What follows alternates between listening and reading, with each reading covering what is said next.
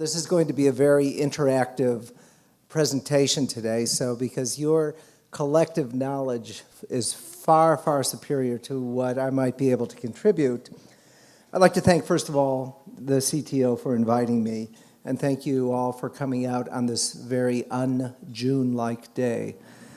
So I appreciate it. And how is everybody doing? All right, that was really lame. How is everybody doing?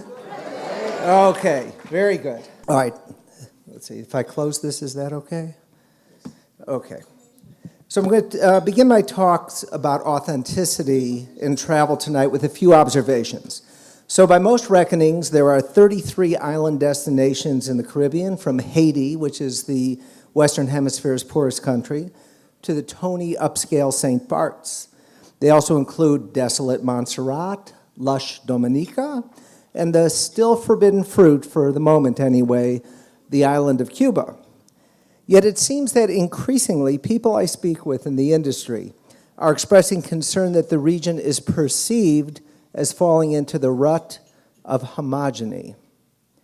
Now, as some of you know, every year I organize a roundtable of consumer travel editors, and during the one I held a few years ago, the Caribbean was singled out for criticism. The travel editor of the New York Times felt the island's marketing was out of step with today's focus on experiential travel. People want, and this is a quote from the New York Times editor, the opportunity to be in a tropical setting and yet have access to something authentic. Similarly, Afar magazine's editor-in-chief observed, there's no sense of, I should go to this island as opposed to that because I'm going to get a deeper cultural experience by connecting with people in one place versus another. And National Geographic Traveler's editor-in-chief added, they've sort of sold themselves to a common denominator. I wouldn't say it's the lowest common denominator, but I think they burned out a whole bunch of consumers. Now, around that same time, I had a conversation with a vacation packager who sells the Caribbean, as well as other sun and sand destinations. And he said the problem is differentiation. When you're on the beach, the sand, the sun, the water is the same. Even though each island has its own musical heritage, reggae is all you hear. Now, in my experience, Caribbean culture is alive and well for those who take the time and trouble to look for it. I remember my very first trip to the islands very well. It was in October 1987. I'd been invited to speak at a convention of Travel Agents International. It's an organization that doesn't exist anymore. And it was at the Cable Beach Resort and Casino on New Providence. Now, because it was my first time there, I planned to spend a couple of extra days in the Bahamas. One colleague said, look, I can show you everything that there is to see in one day. And he took me to the straw market and Queenie Steps and said, that's it. But I knew there was more. And so when the conference was over, I rode on jitneys all over New Providence, through Bainstown and Grantstown. I went out to St. Augustine's Monastery, and I met Brother Henry there, who sold me some guava duff from their bakery. I met many Bahamians on the jitneys, and a woman named Gladys invited me to her church social the next day, and I went and ended up meeting the Minister of Health. I went to Potter's Key and bought some conch fritters from a woman named Lisa, and also arranged with two guys named Harley and Charlie to take their mail boat to Hatchet Bay on Eleuthera the next evening. On the boat, I shared a cabin with Oreen, Othello, and Lobo. We had a great time, thanks in part to the wine that Lobo brought and shared. Now, I didn't think much about it at the time, but today that trip would be labeled experiential and authentic. And now in those days, there wasn't a lot of demand for authenticity on a trip to the Caribbean. The goal was for visitors to stay in as nice a resort as they could afford. And in aggregate, the islands had properties that could accommodate most people at any price point. People were satisfied with local color rather than authenticity. A limbo show often seemed to do the trick. And the wealthy were very happy to remain within a cocoon of affluence, and in fact, they demanded it. But today, a new traveler is emerging, one who rejects the symbols and trappings of old guard status symbols and wants to do more than simply sit in the sun and drink rum punch. They don't want to wall themselves up in the iconic classic hotels that their parents aspired to inhabit, and they aren't satisfied with only tokens of local color. In looking back at that first trip to the Bahamas, a few things stand out to me. First, I remember the names of the local people I met. Second, I remember the food that I ate. And third, at no point did I interact with the travel industry. It was of no use to me at that point in connecting to local culture. But today, authenticity and experiential travel are more than just buzzwords. They're vital, and the travel industry at every level must at least offer the opportunity for authentic experiences to travelers. And this is a worldwide phenomenon, by the way. The Caribbean is competing for those desirable affluent travelers with destinations whose cultures are attractive, exotic, and different, ones which they maybe weren't able to visit easily a few years ago. Myanmar has sort of come out of nowhere, and everybody wants to go there. So I'm going to ask you a few questions. I'm hoping this microphone, I don't know if this microphone's going to go in and out. It's going to, well, let's see what happens. Okay, so how many of your clients have expressed an interest in visiting Cuba? It's 90+%. I mean, that's pretty, well, no more. Okay. Okay, we're going to check and see if we can get me a new microphone. In the meantime, I might have to work with this one.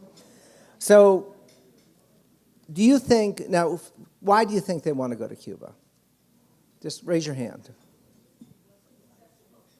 It wasn't accessible previously.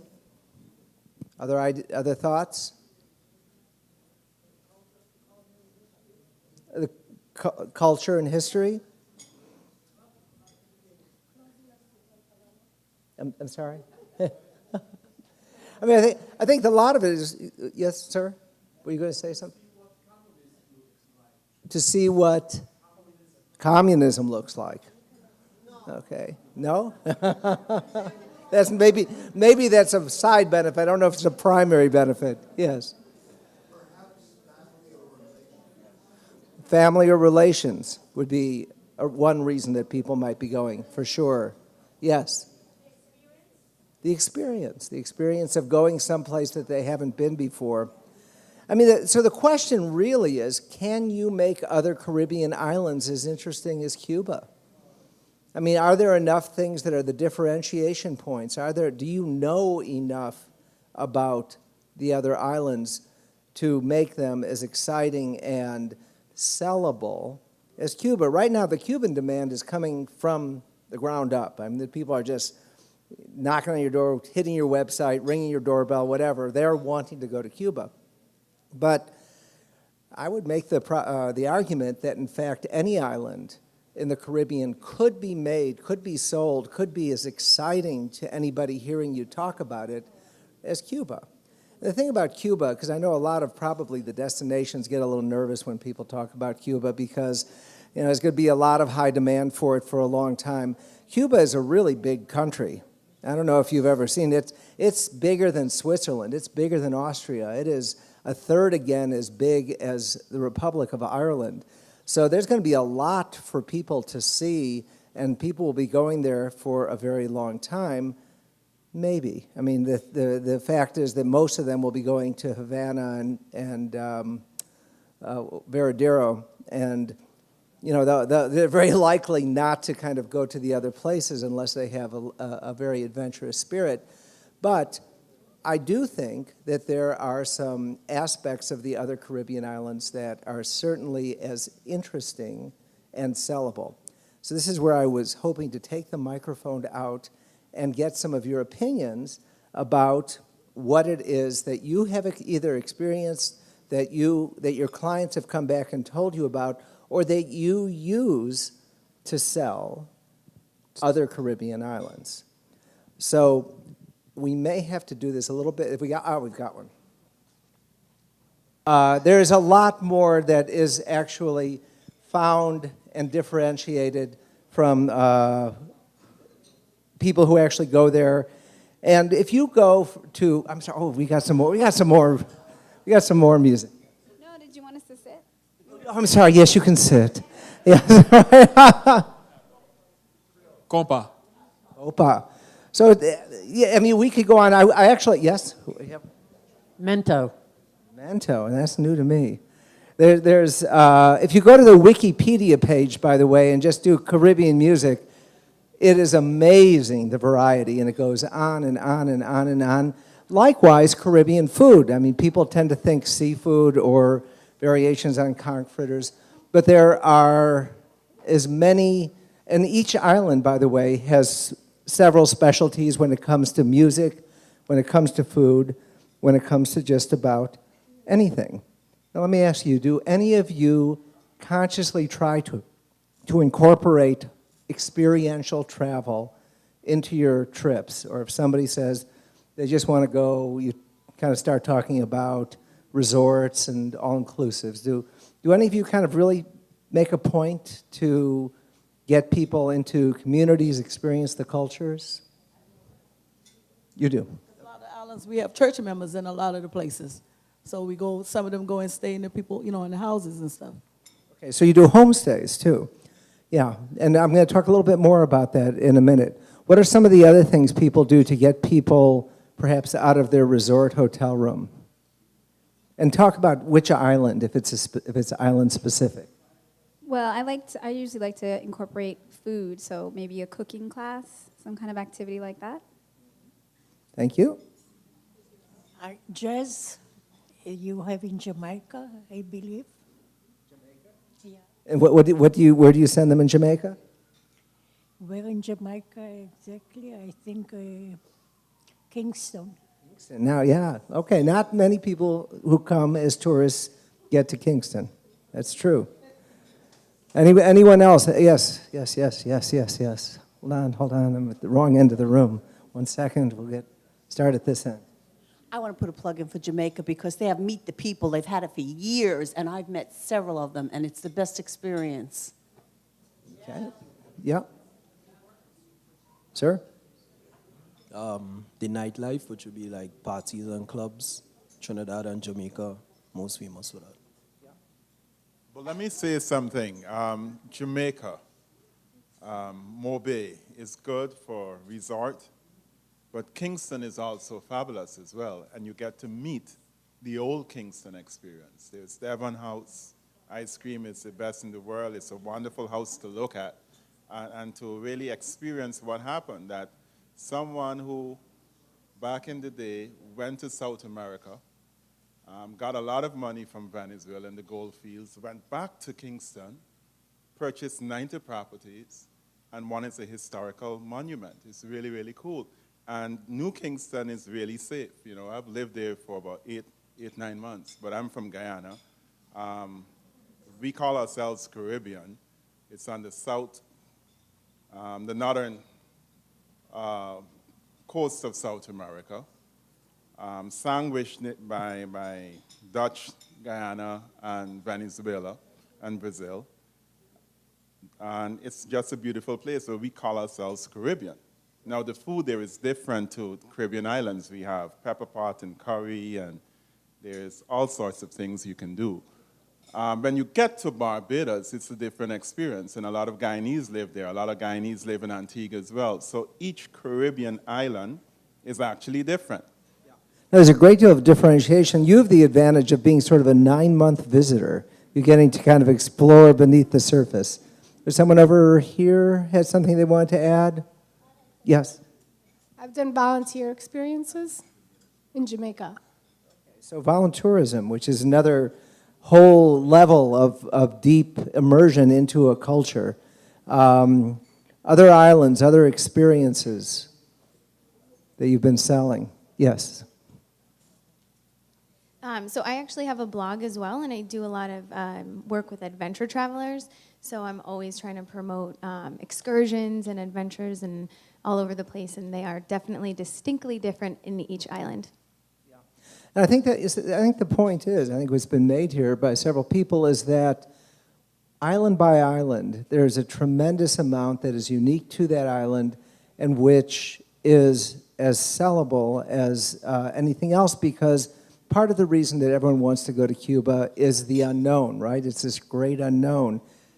On each of these islands, there is a great deal that is unknown, and that if you bring it forward, it makes that island that much more sellable. Let me ask, are any of you aware of a packaged product that includes experiential and authentic elements, things that you might get through a wholesaler or a vacation packager? Yes. Whenever you go to Cuba, you have to do a meet the people. You have to get immersed in the cultural. You can't just sit on the beach and do nothing.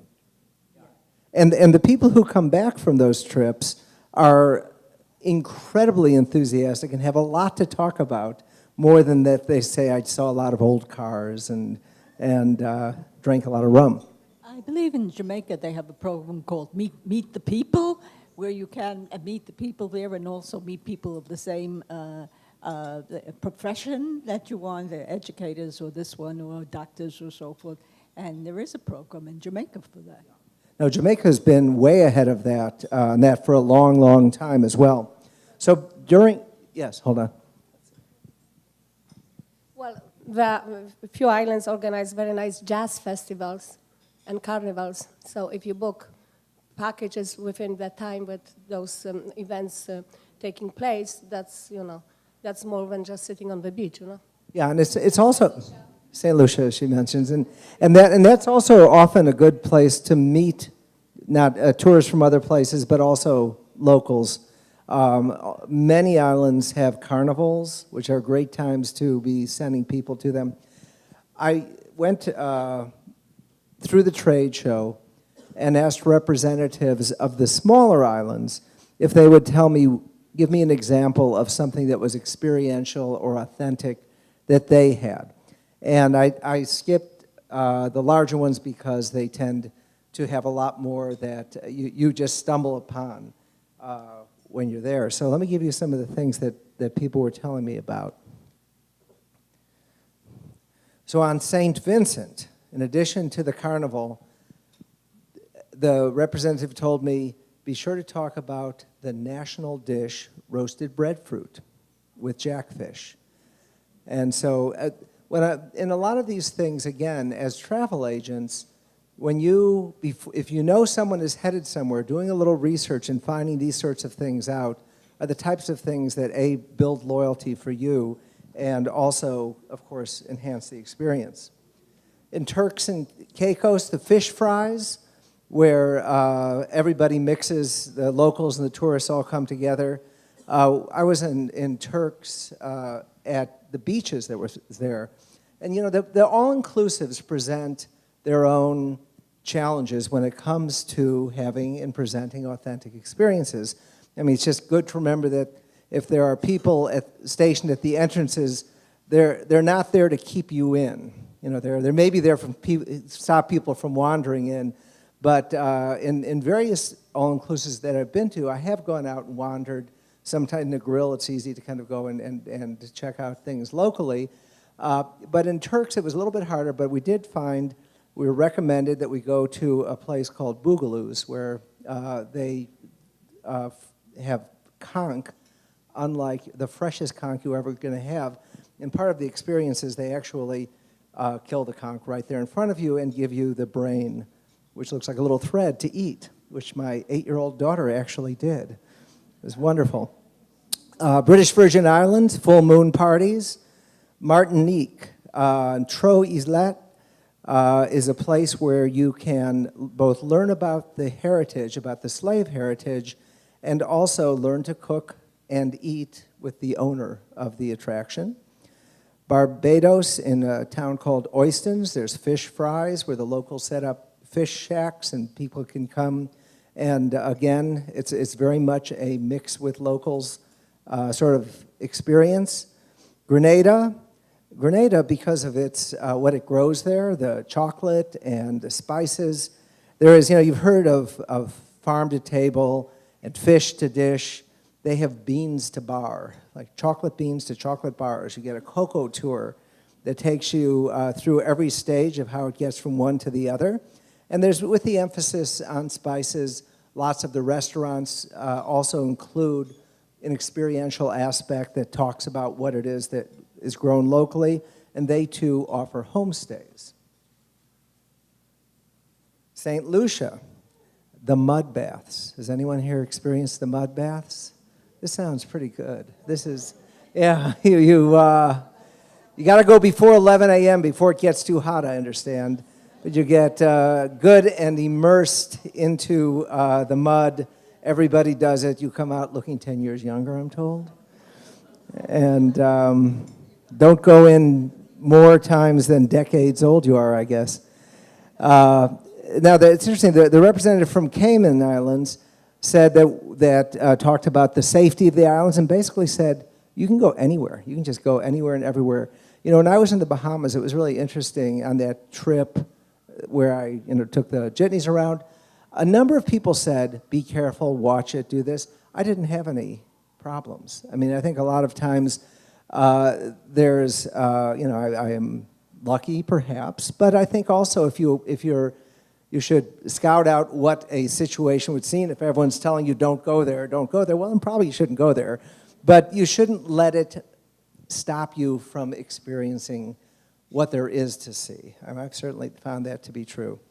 And Nevis, and I was very curious to hear what the Nevis representative would say because, the Four Seasons is there, and while they don't have any all-inclusives on Nevis, I was wondering if people ever do get out of the Four Seasons, and she told me that the Four Seasons actually has a dine-around package, that they encourage people to get out and actually see a bit of the island, which I think, frankly, is very smart. It's a beautiful island, and it's an opportunity for people to come away from their experience with something to talk about and feel that they've actually been somewhere besides the beach and the golf course.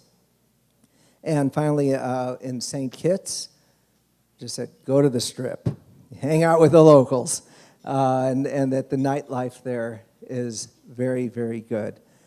So overall, it was interesting in talking with the people. Everybody had immediately a thought of an experience or an activity that could come under the umbrella of authentic and experiential.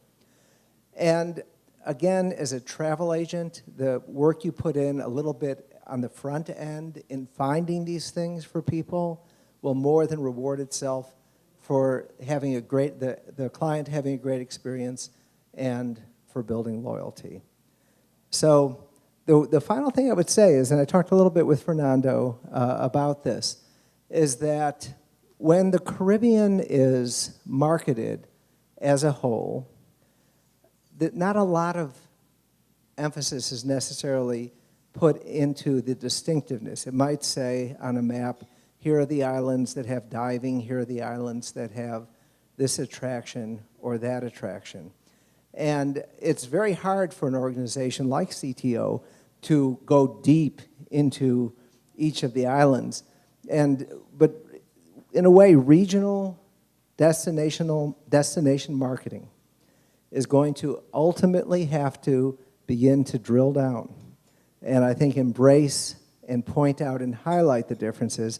And for the individual islands, I mean, the CTO has its work cut out for it, but the individual islands are always kind of dealing a little bit with their own parochial issues. And it's difficult sometimes to do as much cooperation with other islands as would be beneficial for the whole region. So that too is just something that ultimately works to everyone's advantage when they do work together and are able to point out what is great about what they do as well as what complements it among their neighbors. So thank you all very much, and I hope the entrees come for you very soon. Okay, thank you.